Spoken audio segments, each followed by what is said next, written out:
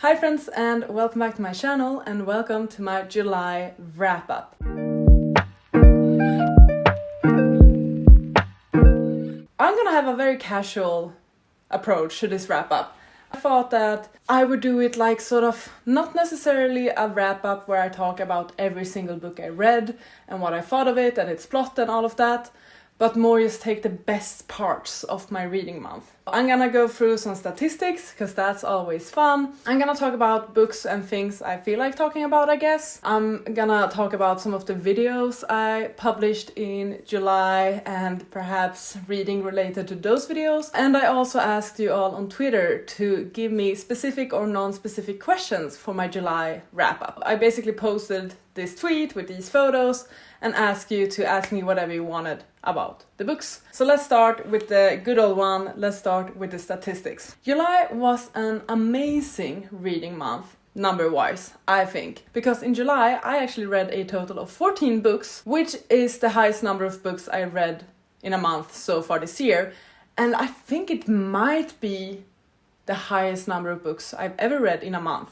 I know I've read 12 books previously, but I don't think I've actually ever read 14 books. That in itself is incredible. So in the month of July, I read a total of 14 books. It adds up to 2,739 pages, which I feel like is pretty great, and 19 hours and 10 minutes. Out of these 14 books, 8 of them were physical reads, 5 of them were audiobooks, and I also read 1 digital book, aka a webtoon. If you look at genres, I read 3 fantasies, 2 general fictions, contemporaries, literary fiction, whatever you like to call it, 1 romance, 2 mysteries, 4 non-fictions, wow, and then 2 thrillers. So quite a diverse reading month genre-wise as well. I'm quite impressed with my non-fic reading this month, if I'm gonna be honest. Rating-wise, hold your horses now, I gave 2 books 2 stars, 4 books 3 stars, 7 books 4 stars, and 1 book 5 stars.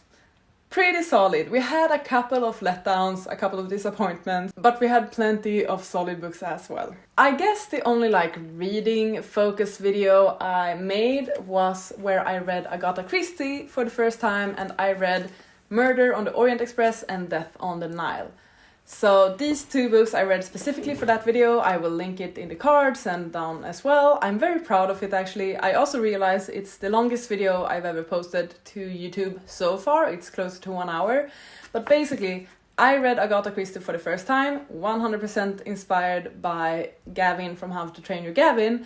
And while I read these books, I attempted to solve the mysteries before Mr. Poirot solved them. I gave both of these 4 stars. If you would like to know more about my thoughts about these books, it's all in that video, and also my approach to attempting to solve these murders and so on. But I gave these both 4 stars. I find them very charming, very fun. I definitely was a lot more invested in these books than I probably would have been if I had not done this video. So I really love the approach of actually attempting to solve this murder myself. That's why I've tabbed them, and I also highlighted them throughout my reading of these books. So I actually had a bunch of fun reading these books. Out of these 2, even though I gave both 4 stars, I'm very conflicted because I think I preferred this book more in the way it had a flow and how the mystery started and so on. But I think I actually enjoyed the actual mystery more in this one.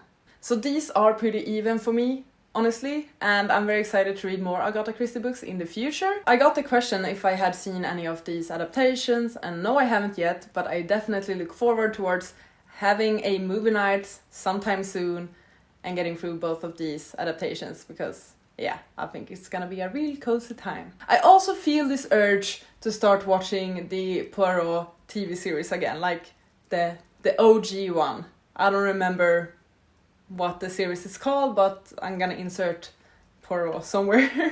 The book I gave 5 stars, and one of my most anticipated releases of the year was Yellowface. I got the gorgeous Waterstones edition as well, so it looks beautiful. It was such an interesting book. R.F. Kuang's writing, especially in Yellowface and in Babel, is so on the nose. R.F. Kuang is not afraid of saying what she wants, saying what she means, she's straight to the point. There's no walking around the topic or anything like that.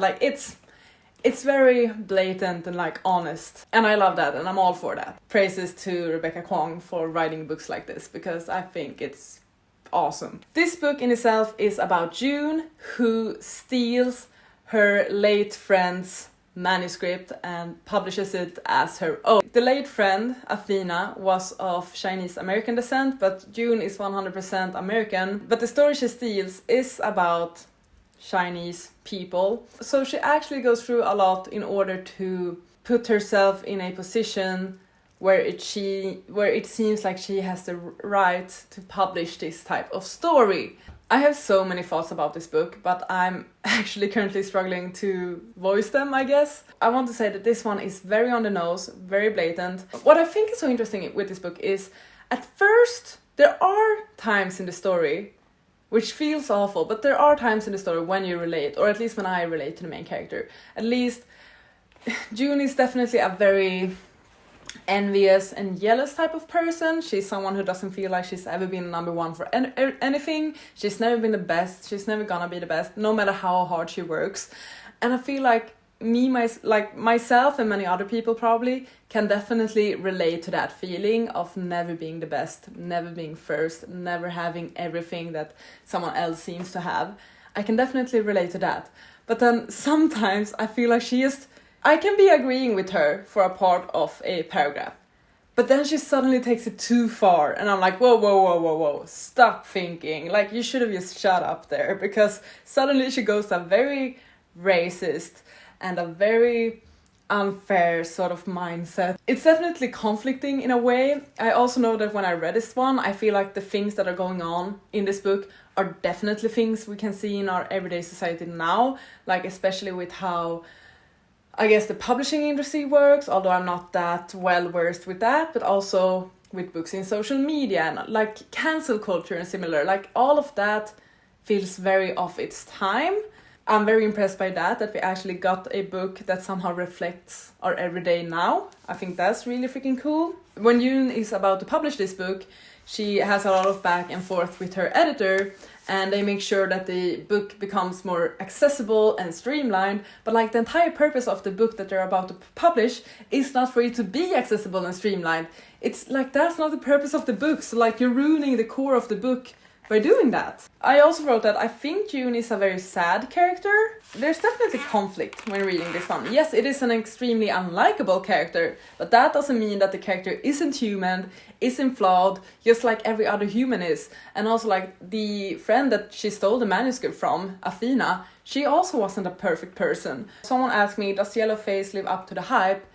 And I would say yes. I understand that it's not gonna be a 5-star read for everyone. For me it is, because I'm also a fan of the author. I like how they typically write things and similar. But I definitely do think that this book is well deserving of its hype, because I feel like it's so unique and it has such great commentary on our society today. And it's definitely a book that will get you talking. I definitely think it's well deserving of the hype. I mentioned that I read a bunch of non-fiction. One of the non-fictions I read was Film for Her. This is by a writer called Orion Carlotto. I recently reread her poetry collection, Flux. So I've had this one for a while, and I was attempting to get through my physical TBR a bit. And since this is one of the shorter books I own, I picked it up. And this is like a memoir / poetry collection / photo book, basically, that is very personal to Orion. I did not enjoy it as much as her poetry collection. I definitely prefer her, I guess, essays and longer paragraphs where she described living in Europe and similar compared to her poetry in this one.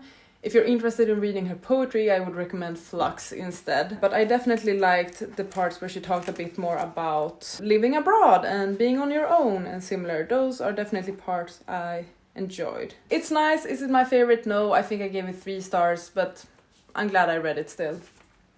The other 3 non-fictions I read, I listened to Paris Hilton's memoir. That was definitely a roller coaster. 4 star to that one. And then I discovered a new author called Amanda Montell. I first listened to her book Cultish, The Language of Fanaticism. I finished Cultish within a workday, and then I instantly started her second book, which is Word Slut, a feminist guide to taking back the English language. I found both of these books to be so freaking entertaining. Cultish was so interesting, insanely interesting. It's basically about how language is used within cults so that many of our communities today can feel a bit cultish, like Soul Cycle, Peloton, the Mary Kay type of business as well, when you have people that sell you products and then they recruit you and you sell products and similar, about how the language in those communities is very specific and special. She also talks a bit about Scientology and the language used there.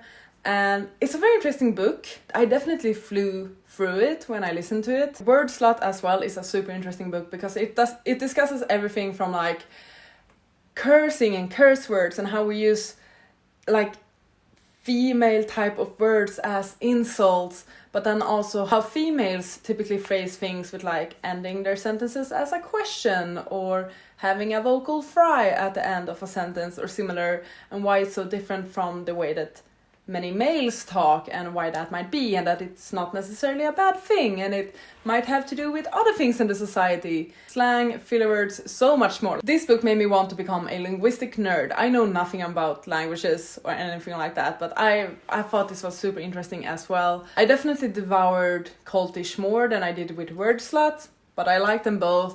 I think I would like to own them physically someday, just like flip through them, annotate, something like that, because they are really freaking interesting. So I highly recommend both of those non-fictions if you're interested. You don't even need to be interested in the topics, to be honest. They are just very entertaining, very accessible, and occasionally very relatable books as well. Like I could definitely relate to many things in Word Slut, for example, regarding how we speak and why we speak that way and so on. What more happened in July? I read my first Colleen Hoover.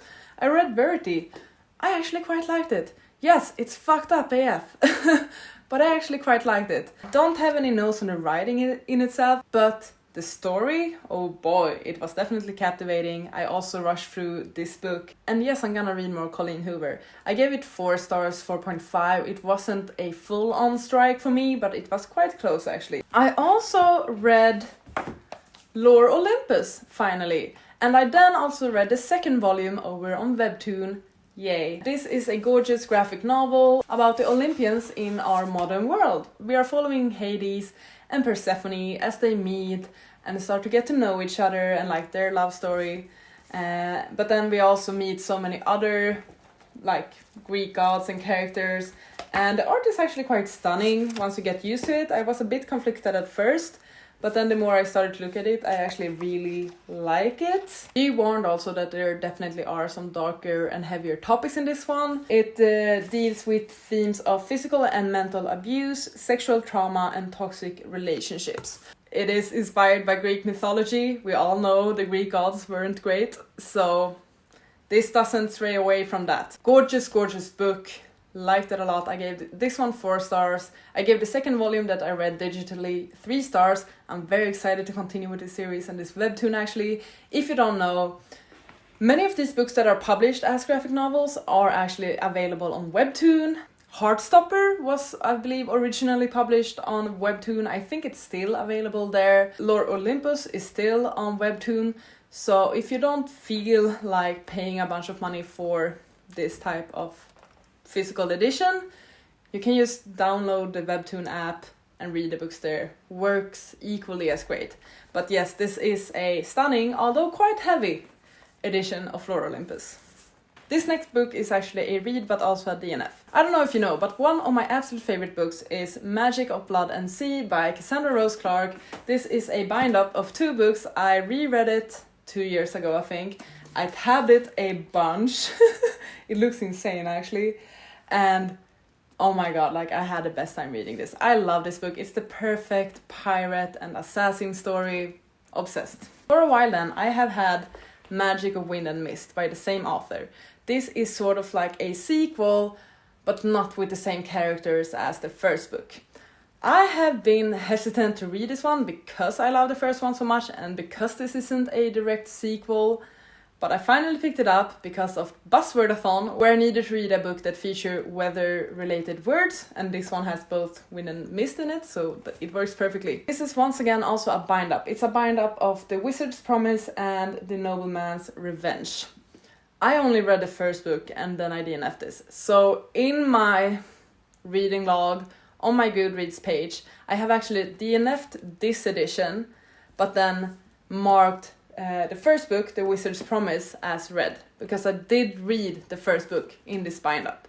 So this still equals as one book read for me, but this edition of it is basically a DNF, if that makes sense. The reason I didn't want to continue with the story is actually because I was extremely bored when reading this book. It's nowhere near as good as Magical Blood and Sea, which I sort of expected. But on top of that, the characters are not interesting. I don't care about them. I don't care about their relationships. They are like, the main character Hannah is very boring. The story is about Hannah. She is an apprentice to a grumpy fisherman, and she's on the boat with him. They're both goes off course, and she's suddenly on this adventure that she didn't plan for or didn't expect. And basically the entire first book, or the book I read then, it's so extremely vague, because no one wants to tell her why they are on this adventure and why things are happening the way they are and what's going on. She's given no information, no matter how much she asks, which means that we as the reader, we're not given any information either, which makes this a very tricky read to get through, because I feel like if you're not providing readers with any answers at all, because you're trying to keep up this mystery or whatever, I feel like it's a sign of bad writing, actually. I think it's 100 pages before we get to know anything about this boat trip that they are on.